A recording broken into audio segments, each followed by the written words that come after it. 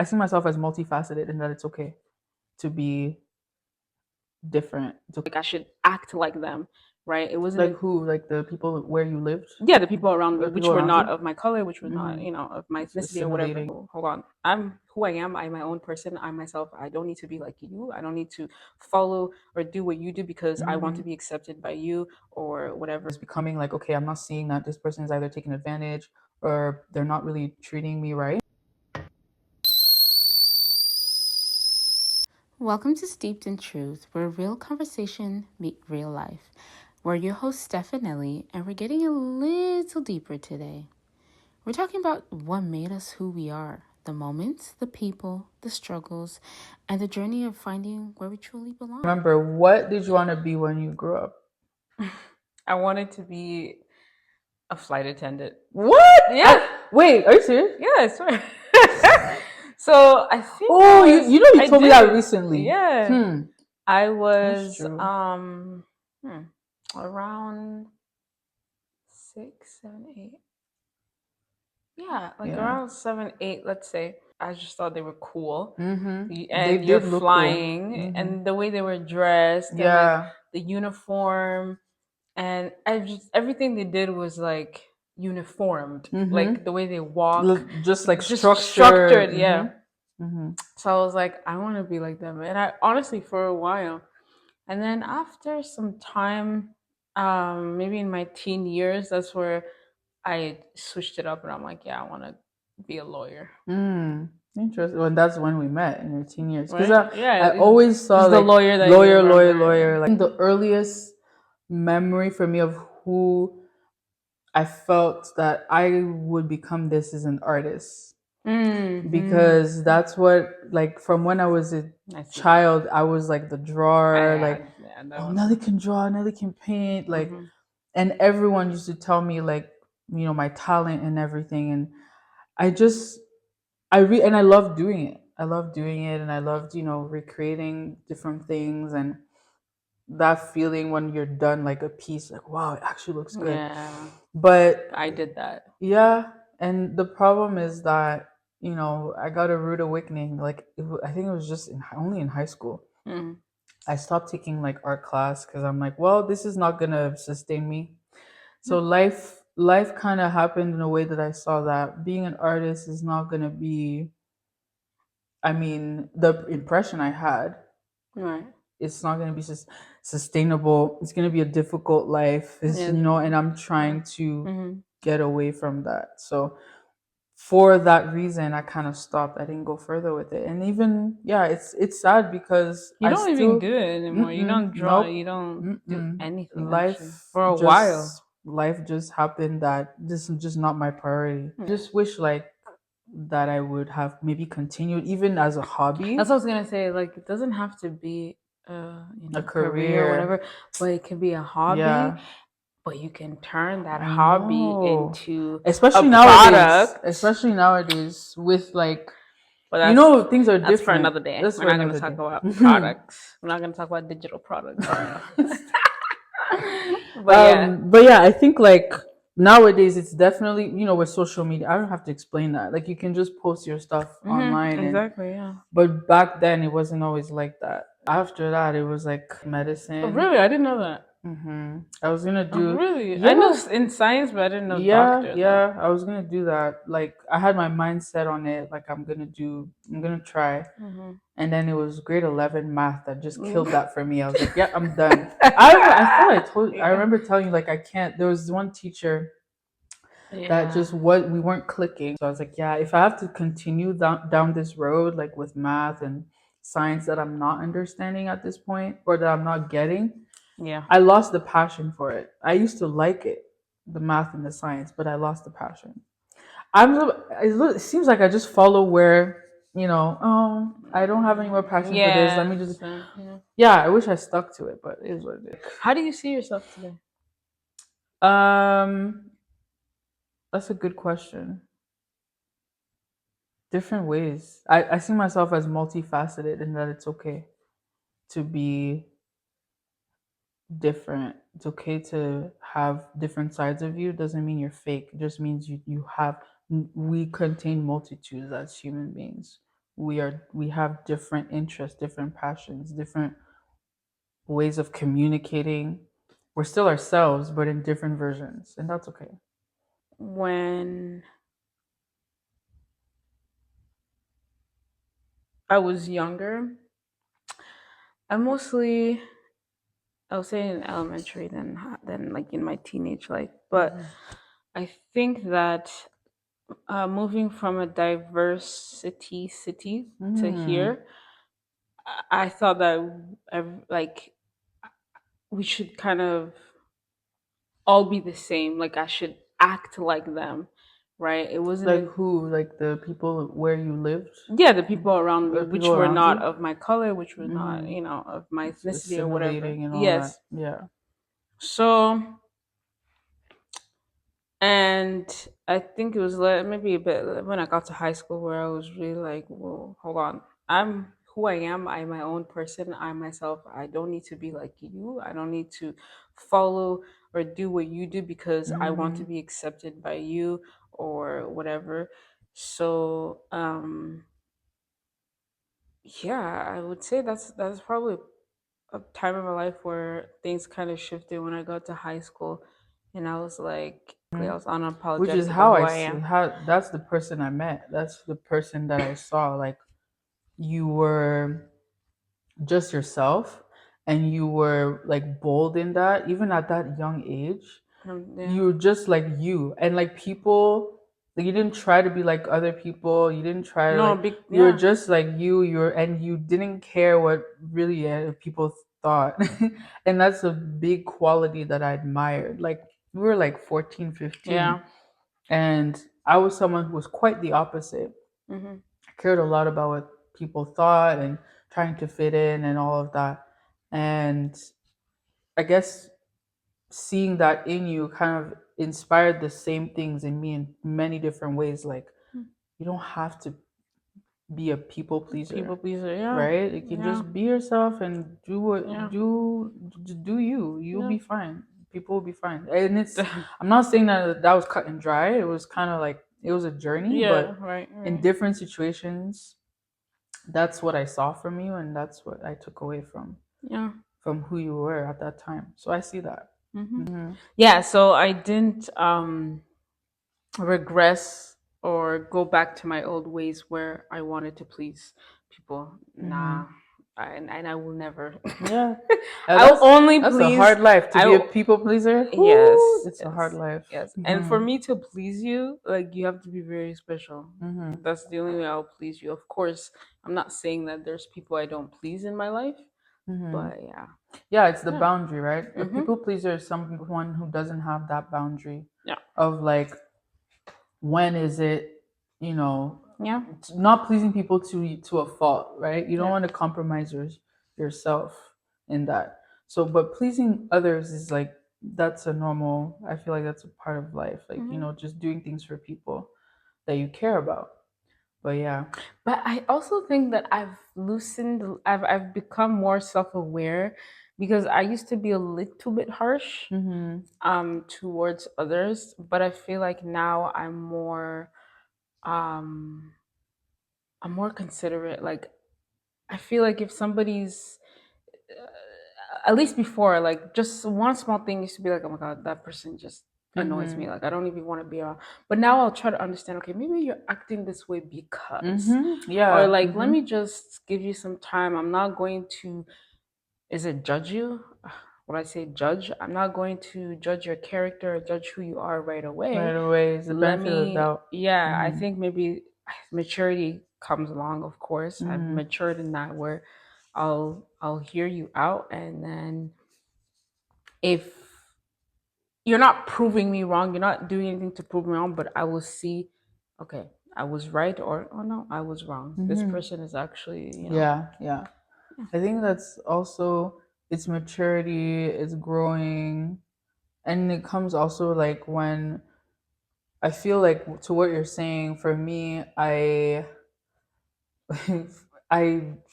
was quite the opposite, where just giving people maybe too much leeway, mm-hmm. where it was becoming like, okay, I'm not seeing that this person is either taking advantage or they're not really treating me right. Oh my god. And that's But I've anyways. no, I tell you that this all the time. I'm like, Nelly, but even now, even though I'm a little bit loose, but I'll still be like, bro, it's enough. it's actually too much. Because this person has done it and Yeah. done it and done it Yeah. and done it. Like it gets to a point where you're like, just Yeah. move on, live with your life. Who cares? Yeah, and like letting You don't go, need like everybody in your life. letting go is important. Mhm. Not holding on to things that are not meant to be in your life. Things are people. They're not meant to be in your life, not meant to, everyone's there for a season, understanding that it's okay. Like you don't have to hold on to certain things. Exactly, yeah. Like sometimes I'll say like the reason why maybe I'll allow for that leeway, or maybe before even I would allow for that leeway, is because I'd be like, oh, if if this person, if I let this get to me, then this person will feel like this towards me. I'm And I'm the opposite. and then it's But like, yeah. okay, and if that, then that might like break the friend, and then what am I losing? And I'm always thinking like that, like what am I losing? What am I losing? But I actually started thinking about, okay, what am I gaining with this person? What am I gaining? Not in a selfish way, but what is it adding to my life? And so that shift in perspective. It's not selfish. I'm gonna tell you something. You gaining anything in your life, whether it's people or whatever, yeah, it's not selfish. Yeah. We I are learned that the hard way. supposed to gain, Yeah, by the grace of God. yeah. Do you understand? So we gain in our careers, we gain in our friendships. Why are we friends, or why are we talking if I'm not gaining anything? Gaining anything doesn't mean anything physically, anything, whatever. But am I gaining a lesson? Am I gaining it's not spiritual growth? Am I gaining yeah, like, are we just talking to talk in air, or Yeah. are we actually having yeah, exactly. What are the conversations around? Right. See, like in recent years, I've lost a lot of. I won't say lost a lot of friends, but like I've let go of a lot of people and accepted that, because every time we're together, the conversations are around something, and it just was irritating my spirit. And like you get to a point where like you're spiritually moving in one direction, growing with God, getting in touch, in tune with yourself. Yeah. And it's like the people around you, if they don't feed that, it's hard to gel with them. Yeah. It's really hard, and you just have to like, yeah, it's just accepting that that's just how life is. It's adulting. It's a part of like, hey, if you want to be this person, if you want to become this, or if you want your life to look a certain way or to feel a certain way, it's okay to let go of things that don't align with that, right? Or put boundaries, place boundaries in with things like that. Yeah. It's very important. So how has your cultural background or heritage shaped your sense of identity or your dreams? I mean, my culture is a huge part of my identity now, today. But I will say it took me a while to get to this place, because I wasn't always comfortable, or I guess you could say comfortable, um, with having like an African heritage in a predominantly white environment. So yeah, because I've been burned before for like, yeah, you talk about racism, but then you also add the fact, that culture piece, where you're growing up in an African household. Like, doesn't matter where you're living. That's how you're being raised. The language, the food, the music, and it's so normal at home. But when you get out in the world, you go to school, and kids can be mean. You just feel like the sense of shame. Right. And I mean, we all, immigrants, whatever, we all experience like bringing lunch to school and the comments, right? Yeah. From people. So like that's one of many examples. That's the tip of the iceberg. But I didn't, to this day, don't speak my maternal language. Yeah. I understand it fluently. I don't speak it. And that is because I grew up in an environment that was extremely unaccepting of like cultural difference. And so, and who I was, my personality didn't allow me to kind of fight that back as a child. I really was ashamed and I didn't want to be heard speaking the language. It sounded odd to me. I just didn't like it. Yeah. Now I deeply regret not trying. If you put me in a situation where I would have to speak the language, like there's nobody around me that speaks French, English, any of that, I would do it because I can fluently understand it. I know, you know, it's just yeah, I don't that's the biggest regret. And so part of my identity is like, okay, well, coming to accepting my African heritage and celebrating it even, but at the same time there's always been that push and pull between accepting or celebrating and like retracting Yeah. and wanting to Yeah. assimilate. Yeah.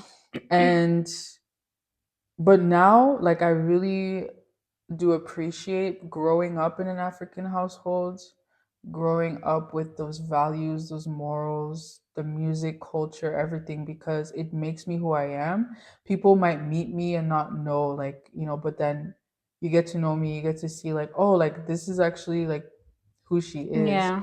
Yeah. And yeah, it's just, but I did really struggle a lot with, again, that push and pull, like, how much do I show you of my culture? I think when I started really celebrating my African heritage was in like my first year. Was it first year? First year Of university, when we went to we went to university. First year, we joined a club called the African Student Association. I think now being openly like, yeah, I'm celebrating my heritage and not like on the outside. That's outside of like my friends, my close, um, like my entourage or whatever. That maybe started in university because Yeah. we would go out in the community Yeah. and reach out to community members and celebrating, like even doing the culture show Yeah. in itself in a public place, advertising for that, reaching out to community partners. Yeah, and then like that's like, okay, like there's people outside and I'm like proud to show that. Right. Right. Yeah. But definitely I do agree, it started in high school. Mhm. And I coming into that African identity really helped me to feel more confident because it helped me feel like I have something that sets me apart from like a lot of people. Like having that uniqueness in like certain environments. I'm not like everyone else, like in the workplace or in school or things like that. I did not embrace it. Mm-hmm. I did not um, learn it, and I also did not um, celebrate it. Mm-hmm. Not because yes, it's basic. Well, I don't want to say because I didn't want to. Honestly, my parents didn't teach me the language, right? I just learned from them hearing them. So I can speak it, but not very good. And I feel like I'm very, very, very, very far away from my culture.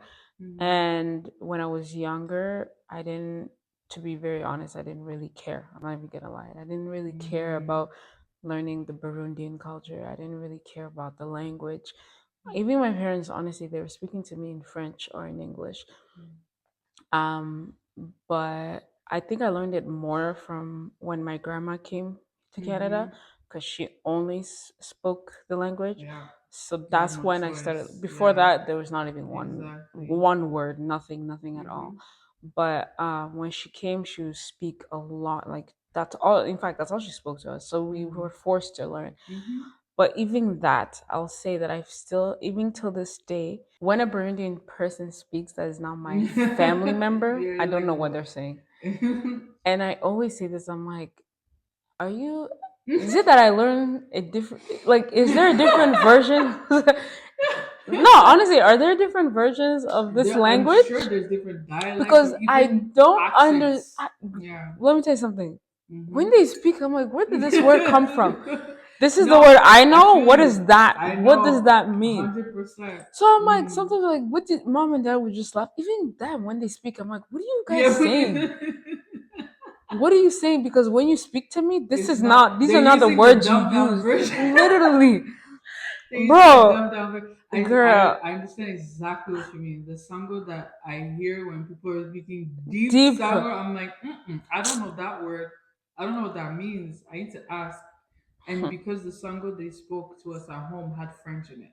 So exactly. Like even yes, even exactly. Sango, but like it's the Sango that has. I can't go outside and have an actual conversation with a Burundian person. I can't. Yeah. I can have a conversation with my parents. Mm-hmm. That's it. Yeah. Me and Natalie Raff, we can't even have a conversation. Not even my parents. Right? They speak to me in Kirundi. They'll speak to me in Kirundi. I'll reply back if we are around people and we don't want them to know what we're talking about. That's basically it. That's the flex. That's actually That's the flex I wish I had, because nowadays everybody speaks French around you. Yeah. Like I used to get away with it. No, everybody speaks French. Because like everybody spoke like English. Mm-hmm. When I first moved here. And then now there's a lot of French speaking people. And it's like, well, yeah. What's the other alternative? Just keep your mouth shut. Yeah, don't talk. But yeah, so anyways, basically that. But the thing with me is I was never ashamed, or no, I think I was actually. Yeah, I was. I was ashamed at one point to be African, right? I was ashamed. I think I probably even lied and didn't say that I was African and said I was something else. To be very honest with you, I'm pretty sure I did.